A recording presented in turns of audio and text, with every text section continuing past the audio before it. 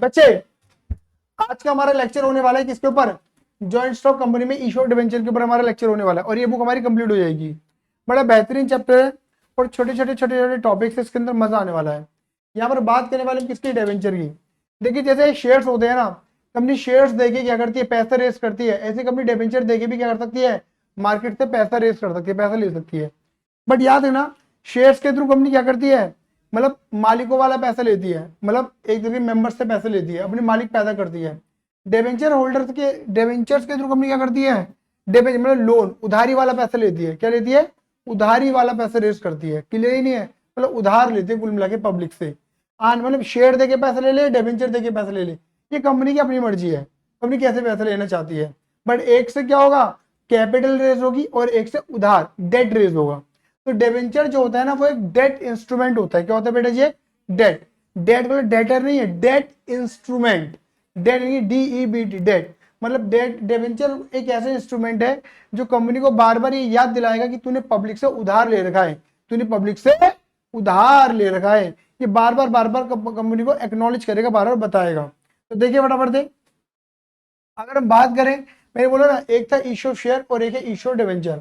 अगर मैं issue share की बात करूं तो कंपनी क्या कर रही है? शेयर इशू करके क्या बनाती है? शेयर होल्डर, मालिक पैदा करती है।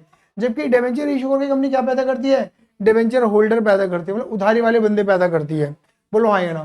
कंपनी शेयर्स के ऊपर क्या पे करती है? डिविडेंड। मतलब कंपनी शेयर देके अगर पैसा लेगी तो क्या पे करेगी? डिविडेंड पे करेगी। क्या पे करेगी? डिविडेंड। लेकिन याद रखना, डिविडेंड किसका पार्ट है? पार्ट ऑफ प्रॉफिट, प्रॉफिट का पार्ट है। अगर प्रॉफिट होगा तो डिविडेंड दिया जाएगा और अगर प्रॉफिट नहीं होगा तो डिविडेंड नहीं दिया जाएगा। यानी dividend is a part of profit. मतलब प्रॉफिट होगा तो मालिक को मिलेगा, प्रॉफिट नहीं होगा तो मालिक को नहीं मिलेगा। सीधी सीधी कहानी है। बोलो हाँ या ना?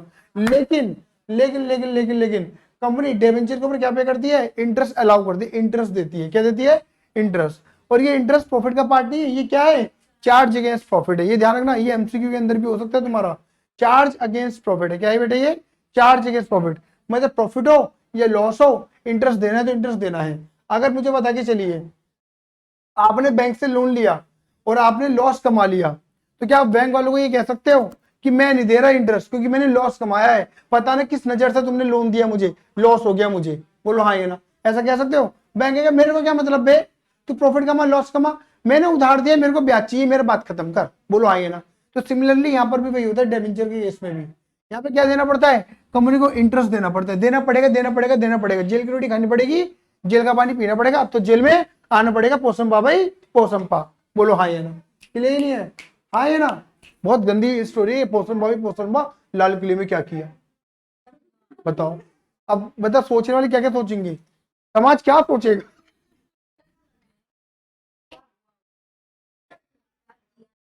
अरे बात तो वही, क्या हुआ? हाँ जी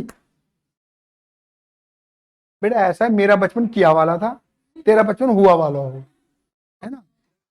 बात खत्म। यही नहीं? इधर देखो,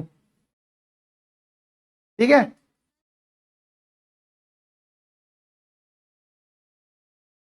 मैं कैसे पढ़ूं अब बता? कर दे नीचे, क्या करूं मैं? अरे दो रुक गया। ठीक है ना? इसे, ये इक्विटी इंस्ट्रूमेंट है और ये डेट इंस्ट्रूमेंट है। क्लियर नहीं है? ये इक्विटी इंस्ट्रूमेंट है और ये डेट इंस्ट्रूमेंट है। इक्विटी इंस्ट्रूमेंट का मतलब होता है मेरे बेटा जी कि यहाँ पे कंपनी मालिक पैदा कर रही है, equity share holder, preference share holder, what. ये डेट इंस्ट्रूमेंट मतलब उधारी, मतलब कंपनी को एक्नॉलेज करेगा बार बार। क्लियर ही नहीं है? अब देखो, तुम्हारे मन में एक सवाल ये आ सकता है कि जब कंपनी जो है शेयर दे के काम चल रहा था, शेयर दे के काम, तब डिबेंचर क्यों आ गया? शेयर देके पैसे ले सकती थी कंपनी, तो डिवेंचर देने की जरूरत क्या पड़ रही है? डिवेंचर देके पैसे ले लो। तो देखो यहाँ पर क्या होता है, कंपनी के साथ खेल ना हो जाए, है ना? कंपनी का कहीं खेल ना हो जाए, खेल ना हो जाए। जैसे मान के चलिए ये कंपनी है, इसे मैंने बोला फर्स्ट कंपनी, और ये मैंने बोला सेकेंड कंपनी। बोलो हाँ ये ना? पता क्या है, इस कंपनी ने अपने शेयर मार्केट में दे रखे हैं, मतलब मार्केट में लोगों को बेचे हुए हैं, और इस कंपनी ने क्या करा, धीरे धीरे धीरे धीरे शेयर खरीदे इस कंपनी के मार्केट से। समझ रहे हो? इस कंपनी ने अपने शेयर किसमें दिए? लोगों को दिए, मार्केट में। समझ रहे हो? और इस कंपनी ने क्या करा, मार्केट से उन लोगों ने शेयर खरीदने शुरू कर दिए, क्योंकि ऑब्वियस बात है शेयर्स की तो ट्रेडिंग चलती है, बाय सेल चलती रहती है। बोलो हाँ ये ना? सेकेंडरी मार्केट के अंदर पढ़ा होगा तुम सबने। क्लियर है? ये नहीं है? अब ये क्या है, ये कंपनी मार्केट से इस कंपनी की शेयर बाय कर रही है, buy share of first company, मतलब पहली कंपनी की शेयर खरीद रही है। बोलो हाँ या ना। आपको पता है अगर इस कंपनी ने इस कंपनी के मार्केट से कितना परसेंट, 20% शेयर होल्ड कर लिया ना, तो जब इसकी बोर्ड ऑफ डायरेक्टर की मीटिंग बैठा करेगी ना, तो इसको भी बुलाया जाया करेगा। ये इस कंपनी के डिसीजन लेने में मदद करेगा। बोलो हाँ या ना। तो बताओ इन्फ्लुएंस करने में चला गया नहीं चला गया, डिसीजन को उथल पुथल करने चला नहीं चला गया, क्योंकि 20% है। बोलो हाँ या ना। क्योंकि 20% हिस्सा बिक चुका है इस कंपनी के पास। बोलो हाँ या ना। क्लियर ही नहीं है। ये बन जाती है एसोसिएट कंपनियां। क्या बन जाती है ये? एसोसिएट कंपनियां। क्लियर ही नहीं है। लेकिन पता क्या है, ये धीरे धीरे धीरे धीरे करके इसने कितने शेयर खरीद लिए? 50% प्लस, प्लस लिखा है मैंने 50% प्लस। प्लस का मतलब है 51%, 52%, 50 नहीं, 50 तो ऊपर लो, 51, 52, 53, 54, समझ गए? तो मोर देन 50% शेयर खरीद लिए, तो पता क्या होगा, ये क्या बन जाएगी? Holding company. क्या बन जाएगी? होल्डिंग, पेरेंट कंपनी, पापा कंपनी। और ये क्या बन जाएगी? बेटा company, subsidiary company, sister concern, ऐसा कह सकते हो आप। Parent company, sister company. आया नहीं आया? पूरी कंपनी इन्होंने होल्ड कर ली। तो समझ रहे हो, जब भी मार्केट में शेयर आते हैं ना, तो सोच समझ के लाने होते हैं, कहीं बिक ना जावे हम। बोलो हाँ या ना। यही है। इसे कंपनी के पास दूसरा पैसा क्या होता है मार्केट से पैसा लेने का? वो होता है डिबेंचर। क्या होता है मेरे बेटा जी? डिबेंचर दूसरा तरीका होता है पैसा लेने का। आया ही नहीं आया? क्योंकि डिबेंचर में कंपनी मालिक तो पैदा कर ही नहीं रही। कौन पैदा कर रही है? डिबेंचर। हाँ, बस यहां पर क्या है, कंपनी को एक फिक्स रेट ऑफ इंटरेस्ट देना पड़ेगा। क्लियर ही नहीं है। और वो company rate of interest company बताती है। आया या नहीं आया? जल्दी बोलिए फटाफट से हाँ या ना। क्या मैं आगे बढ़ जाऊं? क्या मैं आगे चलूं? बोलो ना। चले, ठीक है ना। आया नहीं आया? अब देखो रेट ऑफ इंटरेस्ट की अगर हम बात करें, तो देखो रेट ऑफ इंटरेस्ट कहाँ लिखा रहता है? कंपनी इसके ऊपर इंटरेस्ट देती है, ये प्रीफिक्स में लिखा रहता है। प्रीफिक्स का मतलब होता है डिबेंचर के नाम से पहले। डिबेंचर के नाम से पहले, जैसे 12% डिबेंचर, 10% डिबेंचर, 5% डिबेंचर। तो यानी कि इसका मतलब पता है क्या है, कि इसके ऊपर इंटरेस्ट कितना है? 12% पर एनम का। एंड इनके ऊपर इंटरेस्ट कितना है पर एनम का? ये 5%। ये रेट पर एनम ही होते हैं, ये रेट पर एनम ही होते हैं। पर एनम लिखा हो ना लिखा हो मैटर नहीं करता, बट पर एनम होते हैं, ये ध्यान में रखना। क्या मेरे पास समझ में आई है नहीं आई? बोलिए हाँ या ना। क्या कंपनी एक से ज्यादा वैरायटी के डिबेंचर दे सकती है? 10 वाला भी, 12 वाला भी, 5 वाला भी, 15 वाला भी दे सकती है। कंपनी अलग अलग सोसाइटी में, मतलब अलग अलग लोगों को अलग अलग इंटरेस्ट, मतलब ऑब्वियस बात है। पहले जैसे कंपनी आज लेकर आई है 12% वाला डिबेंचर, 2 साल बाद लेकर आई है 15% वाला डिबेंचर, ऐसे दे सकती है कंपनी। बोलो हाँ या ना। जो इंटरेस्टेड होंगे वो खरीदेंगे। बोलो हाँ या ना। रेट ऑफ इंटरेस्ट के ऊपर बोलो हाँ या ना। तो यहाँ पे कहीं ना कहीं रेट ऑफ इंटरेस्ट बड़ा मैटर करता है, क्योंकि हायर इंटरेस्ट पे लोग ज्यादातर लोग कंपनी पैसा देते हैं, मतलब लोग पैसे देते हैं कंपनी को। क्लियर ही नहीं है? आया या नहीं आया? थोड़ी सिक्योर्ड इन्वेस्टमेंट है कंपनी के साथ। क्लियर ही नहीं है? किसी और को उधार देने से बेटर है कंपनी को उधार दे दो। थोड़ा सिक्योर्ड इन्वेस्टमेंट है, फिक्स रेट ऑफ रिटर्न आता रहेगा। क्या मेरी बात में आई है नहीं आई? पूरी फटाफट से। कंपनी इंटरेस्ट कैसे पे कर सकती है? वो कंपनी की अपनी मर्जी है। Monthly, quarterly, half yearly, annually. अगर मंथली देगी तो 12 बार इंटरेस्ट देगी, क्वार्टरली देगी तो साल में 4 बार इंटरेस्ट देगी, हाफ ईयरली देगी तो साल में 2 बार इंटरेस्ट देगी, और एनुअली देगी तो साल का 1 बार इंटरेस्ट देगी। बोलो हाँ या ना। मतलब याद रखना कि सपोज मान के चलो मैं कंपनी हूँ, और ये जो इशिका है ये डिबेंचर होल्डर है। अब इसने क्या करा, मेरे से डिबेंचर लिए और मेरे को पैसा दिया, हाँ या ना। अब इशिका क्या कह रही है, देख भाई कंपनी मैंने तेरे को पैसे दिया है, ऐसे एटीट्यूड में, देख कंपनी मैंने तेरे को पैसा दिया है, अब मेरे को ना इंटरेस्ट दे दियो, ठीक है ना। इंटरेस्ट दियो तो मुझे क्वार्टरली, हर 3 महीने में इंटरेस्ट चाहिए, और 2 तारीख को चाहिए, पहले बता दे रही हूँ, इससे आगे नहीं पीछे नहीं, और क्वार्टरली। ऐसे एटीट्यूड में बोल रही है। कंपनी बोले ले पकड़ पैसा, दफा हो जाए यहाँ से। कंपनी क्या करेगी, पकड़ पैसा और चल चल पहली फुर्सत में निकल। समझ गए?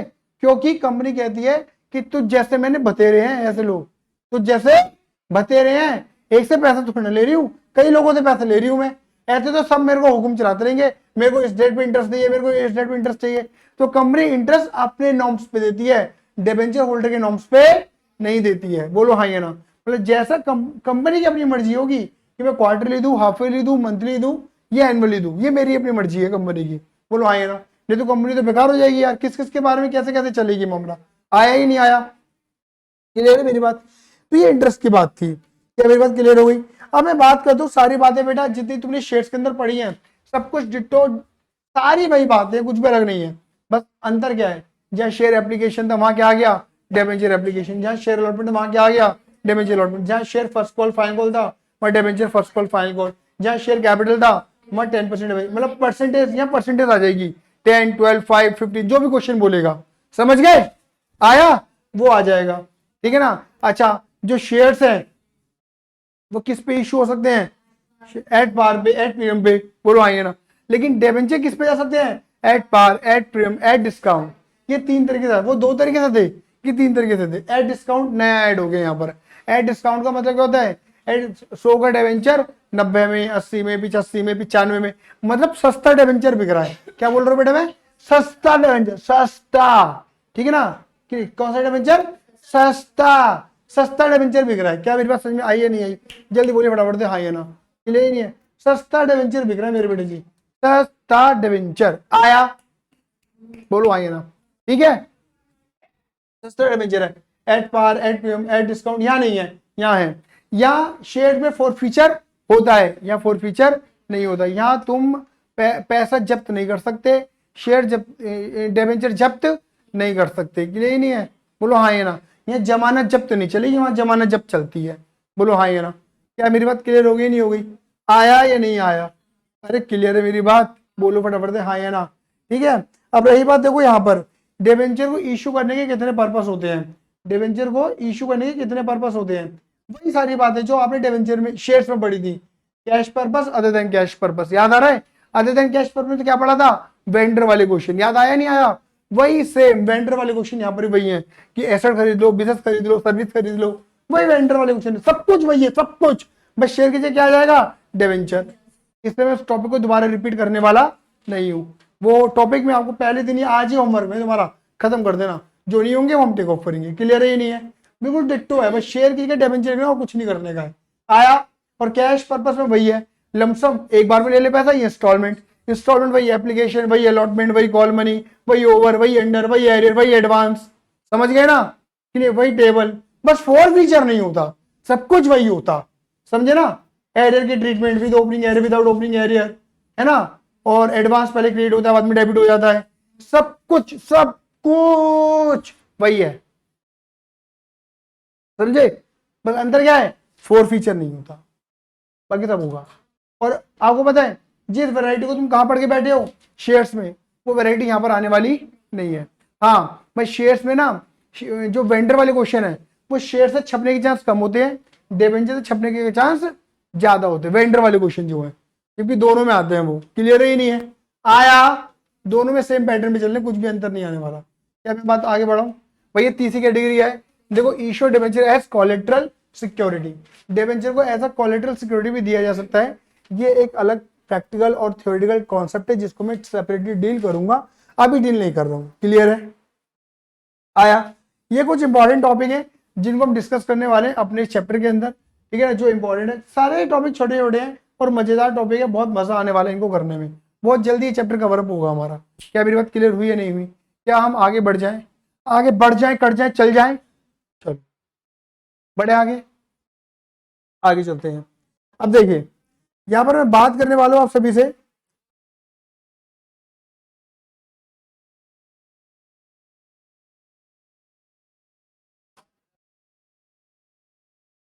देखिए डिबेंचर कितने तरीके के होते हैं, चार नहीं, चार बेस है। पहला है security point of view, security point of view से डिबेंचर दो तरीके के होते हैं, जोर से बोलो कितने तरीके के होते हैं, दो तरीके के होते हैं डिबेंचर बेटा, एक होता है तुम्हारा सिक्योर्ड डिबेंचर और एक होता है तुम्हारा अनसिक्योर्ड डिबेंचर, नजर आ रहा है, एक होता है सिक्योर्ड और एक होता है अनसिक्योर्ड डिबेंचर, एक बार और बोल दो, जोर से बोल दो, सिक्योर्ड और अनसिक्योर्ड, सिक्योर्ड और अनसिक्योर्ड, सिक्योर्ड और अनसिक्योर्ड, सिक्योर्ड और unsecured. Secured debenture, secured debenture वो डिबेंचर होते हैं जिनके पीछे सिक्योरिटी रखी हुई होती है, और अनसिक्योर्ड वो होते हैं जिनके पीछे सिक्योरिटी नहीं होती है। जैसे बैंक वाले नहीं होते, जब भी तुम बैंक से लोन वगैरह लेते हो तो बैंक वाले सोचते हैं कि भाई क्या गिरवी रखेगा, क्या गिरवी है, तो वो क्या है, बैंक वाले अपनी सिक्योरिटी देख रहे हैं, अगर सामने वाले बंदे ने पैसा नहीं दिया या पैसा देने में आनाकानी करी तो इससे जो सिक्योरिटी रखी थी, जो एसेट हमें दी थी, वो हम बेच देंगे और अपना पैसा रिकवर कर लेंगे, ऐसा होगा नहीं होगा, तो सिक्योर्ड डिबेंचर भी वही होते हैं। अब एक एग्जांपल की बात करके चलते हैं, ठीक है, ठीक है, चलिए मान के चलिए आप यहाँ से 4 बच्चे, ठीक है ना, और सारे बदतमीजी एक तरफ करेंगे बनता। चलो तुम इधर हो जाना सारे, ठीक है ना। मतलब ये मान लो निमिष और आप दोनों, और आप दोनों ये अलग है और आप अलग है, क्लियर ही नहीं है। बात करोगे ना कोई, ये तो बदतमीजी इधर आ रहे हैं। चलो बदतमीजी इधर भी आ रहे हैं।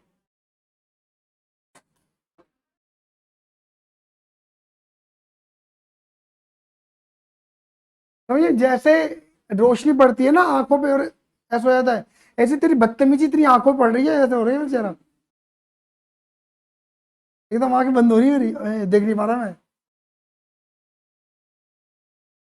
चलो अब देखो मान के चलो, ये वो डेबेंचर होल्डर है जिनको मैंने क्या करा है, तुम हो सिक्योर्ड डेबेंचर वाले और तुम हो अनसिक्योर्ड वाले, क्लियर नहीं है। तो देखो सिक्योर्ड भी क्या होगा कि तुमको मैंने डेबेंचर दिए और तुमसे मैंने पैसा लिया और मैंने बोल दिया क्या कि भैया ये फलाना फलाना फलाना फलाना एसेट गिरवी है, अगर मैं तुम्हारा पैसा पे नहीं कर पाता तो क्या करना, इस एसेट को बेच के अपना पैसा रिकवर कर लेना। तो तुम्हारे ऊपर तलवार लटकी हुई नहीं है, तुम सिक्योर्ड हो गए, सेफ साइड हो गए, बोलो आएंगे ना। लेकिन तुम कौन हो, कौन हो तुम जिनके ऊपर तलवार लटकी हुई है, समझ लो ना, अनसिक्योर्ड।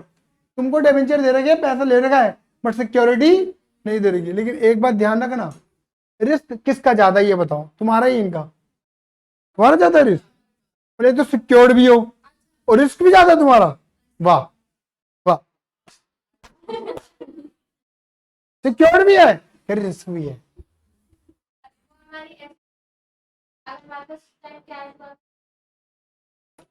बात क्या तुम इनसे, रिस्क इन दोनों में किसका ज्यादा है, अनसिक्योर्ड का ज्यादा ना, ये पूछ रहा हूं मैं तो, बोलो हाँ ये ना।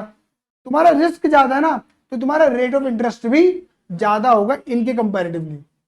अगर इन्हें 10% 12% मिले तो तुम 15-16% मिलेगा रेट, क्योंकि रिस्क ज्यादा है। अरे आया, लेकिन नॉर्मली सोचो कौन से डिबेंचर खरीदना पसंद करोगे, secured unsecured, secured. Normally secured debenture आता है, अनसिक्योर्ड भी है, बट लोग नॉर्मली सिक्योर्ड की तरफ भागते हैं। फिर आता है कौन सा, for redemption point of view. क्या लिखा बेटा मैंने, for redemption point of view. Redemption point of view से डिबेंचर दो तरीके के होते हैं, रिडीमेबल और इरिडीमेबल, रिडीमेबल और इरिडीमेबल, रिडीमेबल और इरिडीमेबल। देखो रिडेम्पशन का मतलब होता है पैसे को वापस कर देना, जो पैसा लिया था उस पैसे को चुका देना, वापस कर देना एक समय के बाद। अब जैसे मान के चलो तुम कौन हो, जिनको जिनको मैंने डिबेंचर दिए और जिनसे मैंने पैसा लिया, डिबेंचर दिए, पैसा लिया और बोला कि तुम्हारे पैसे को 5 साल बाद वापस कर दूंगा, बोलो आया ना, वादा किया ना, मतलब कंपनी वादा करके चल रही है कब पैसा वापस करेगी तुम्हारा, बोलो हाँ या ना। ये रिडीमेबल डिबेंचर कहलाएंगे, क्या कहलाएंगे, रिडीमेबल डिबेंचर। लेकिन होता है इरिडीमेबल, तुम कौन हो, जिनको मैंने डिबेंचर दिए, पैसा लिया बट वादा नहीं किया कब पैसा दूंगा, तब जब तक नहीं दे रहा इंटरेस्ट लेते रहो, बात खत्म, बोलो हाँ या ना। तो कौन हो गए तुम, रिडीमेबल और इरिडीमेबल। पैसा कब वापस मिलेगा तुम्हारा पता नहीं है। अब बताओ रिस्क किसका ज्यादा है, रिडीमेबल या इरिडीमेबल वालों का, इरिडीमेबल वालों का, बोलो हाँ या ना। तो वही वाली बात यहाँ पर भी दोबारा आएगी, रेट ऑफ इंटरेस्ट तुम्हारा ज्यादा हो, रिस्क ज्यादा है तो उसके ऊपर रिटर्न यानी कि इंटरेस्ट भी ज्यादा मिलेगा आपको। क्लियर ही नहीं है, आया नहीं आया। क्या एक डिबेंचर सिक्योर्ड और रिडीमेबल भी हो सकता है, ऑब्वियस बात है, ये डिबेंचर के फीचर्स ही तो हैं। सेम डिबेंचर सिक्योर्ड भी हो सकता है और वही रिडीमेबल भी तो हो सकता है, मतलब उसी डिबेंचर सिक्योरिटी रख दोगे तो सिक्योर्ड बन गया, बोलो हाँ या ना। और वादा कर दी कि पैसा वापस मिलने वाला है तो रिडीमेबल बन गया, बोलो हाँ या ना। ठीक है, रजिस्ट्रेशन पॉइंट ऑफ व्यू से डिबेंचर कितने होते हैं, एक होता है रजिस्टर्ड डिबेंचर और एक होता है बियरर डिबेंचर। रजिस्टर्ड डिबेंचर और बियरर, देखो रजिस्टर्ड डिबेंचर वो होता है जिसमें कंपनी अपने पास डिबेंचर होल्डर का डेटा रखती है, कंपनी अपने पास पूरा डेटा रिकॉर्ड करती है ना, नाम, पापा का नाम, पिताजी का नाम, गांव, शहर, एड्रेस, घरवाली, घरवाले, बच्चे, बाल बच्चे, ब्लड ग्रुप सब रखेगी। बाकी ये तो बहुत ज्यादा बकवास बोल दी मैंने, लेकिन कुल मिलाकर डेटा रखती है अपने पास कंपनी, हाँ या ना, पूरा डेटा रखेगी।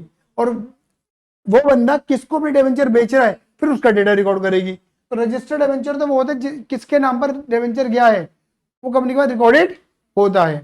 जबकि बियरर में क्या होता है, बियरर मतलब कंपनी कोई रिकॉर्ड नहीं रखती, कंपनी अपने पास कोई रिकॉर्ड नहीं रखती कंपनी अपने पास। भैया फिर इंटरेस्ट कैसे मिलता है, यहाँ पे तो कंपनी सीधा इंटरेस्ट दे देती है क्योंकि कंपनी को पता होता है किसको देना है इंटरेस्ट। यहाँ पे कंपनी क्या करती है, कंपनी को पता तो होता नहीं है किसके पास है डिबेंचर, तो कंपनी क्या करती है, अनाउंसमेंट डालती है कि भाई आ जाओ इंटरेस्ट ले लो, आ जाओ इंटरेस्ट ले लो, तो लोग हिलाते हुए आ जाते हैं, किसे, डिबेंचर को, क्लियर नहीं है, लोग डिबेंचर हिलाते हुए आ जाते हैं, आ गए आ गए आ गए आ गए आ गए आ गए आ गए, यार बदतमीजी कुट कुट के आ रही है यहाँ तक, वो कहलाते हैं बियर डिबेंचर। चलो जी, कन्वर्टिबिलिटी,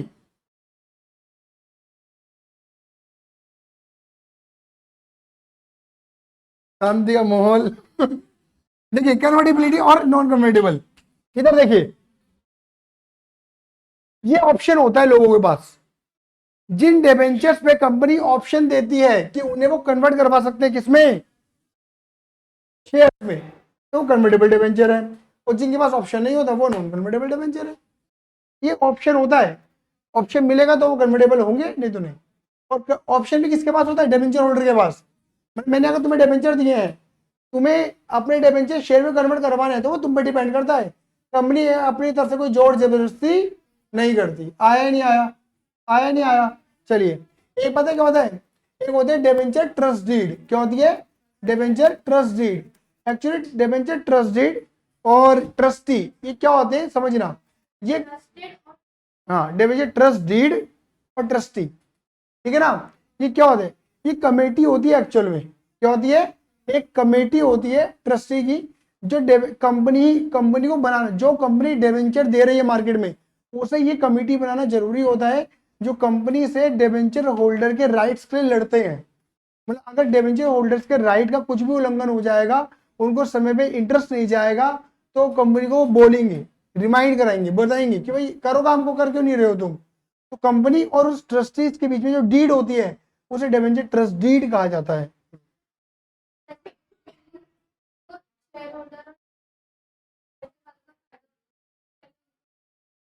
हाँ फायदा क्या होता है बेटा, रिस्क कम होता है। अब कोई पूछेगा तुझसे कि रिस्क में और डिवेंचर में, शेयर में और डिवेंचर में रिस्क किसका ज्यादा, तो शेयर्स वालों का ज्यादा होता है रिस्क, तो रिटर्न में नहीं, ऐसा नहीं है, लॉन्ग टर्म वाले भी होते हैं। क्लियर, आई पर भी नहीं आई, आया।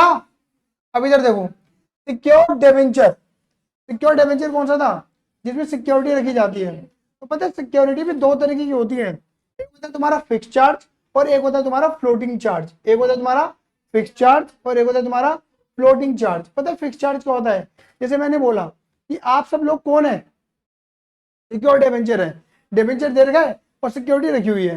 एक काम कर दे, जो आप चार हो, आप चार के पास फिक्स चार्ज है और आप तीन के पास फ्लोटिंग चार्ज है। अब फिक्स चार्ज क्या होता है कि मैंने आपको बोला कि अगर मैं आपका पैसा वापस नहीं कर पाता हूं, तो लैंड बिल्डिंग प्लांट मशीनरी बेचकर, लैंड बिल्डिंग प्लांट मशीनरी बेचकर अपना पैसा रिकवर कर लेना। तो मैंने क्या रख दी, फिक्स सिक्योरिटी, नाम बता दिया एसेट के, लैंड बिल्डिंग और प्लांट मशीनरी, यही दो एसेट बेच सकती है तुम और कोई नहीं बेच सकती, समझ गए। फ्लोटिंग चार्ज में क्या होता है कि सारी एसेट तुम्हारे लिए गिरवी है, क्या बोला मैंने, सारी एसेट तुम्हारे लिए गिरवी है, बस उन एसेट को छोड़ देना जो कहीं और गिरवी है, समझ गए, सारी गिरवी है, बस उनको छोड़ दो जो कहीं और गिरवी है, उन पे तुम्हारा राइट नहीं है।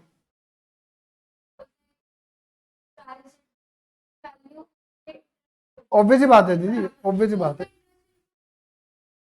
इंटरेस्ट इंक्लूडेड नहीं होता, लेकिन जो सिक्योरिटी होती है ना, वो सिक्योरिटी ऑब्वियस बात है प्रोसीडिंग अमाउंट से, जो पैसा लिया जा रहा है उससे ज्यादा ही होती है वो, ठीक है। अरे आया, क्लियर है, तो ये कहलाता है हमारा डिबेंचर के बारे में पूरी कहानी, ठीक है।